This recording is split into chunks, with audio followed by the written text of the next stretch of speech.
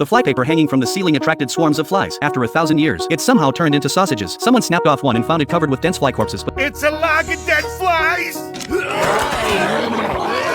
the boss actually used these sausages to make pizza before the secret could be exposed. Food critic old Joe spread a rumor. The pizza shop sausages were made from human meat, and there was a human meat processing workshop hidden in the basement. No one could believe such insane lies. This instantly sparked public outrage. People took to the streets to protest, demanding the shop be shut down. Unable to defend himself, the boss had no choice but to let everyone search the premises. But after rummaging through every nook and cranny, not a trace of a basement was found. Old Joe knew full well he was lying, but the protesters outside lacked the ability to distinguish truth from fiction. How are we gonna prove we don't got a basement? Just as everyone was at a loss, Leela suddenly had an idea. If they could publish the shop's architectural blueprints, all the rumors would collapse on their own. Unfortunately, the building was so old that they couldn't find any architectural records of the shop. As despair set in, Hermes stepped forward. As a bureaucrat, he had access to government archives and might be able to locate the blueprints. So Hermes took his son to the bureaucratic center, where paper documents were piled mountain high, forming a labyrinth of files. By judging the size of the insects on the papers, Hermes surprisingly found the right path. As father and son pressed on, the surrounding documents became increasingly disorganized. Finally, they reached a statue when suddenly a huge pit opened up behind them, containing an extremely sharp paper shredder. Meanwhile, the bookshelves in front began collapsing one after another. Just as the father and son were about to fall into the shredder, Hermes pulled out a mini printer, used it as a grappling hook to latch onto a light fixture, and the two successfully swung to the other side of the pit. But just as they thought they were safe, a giant insect suddenly popped out.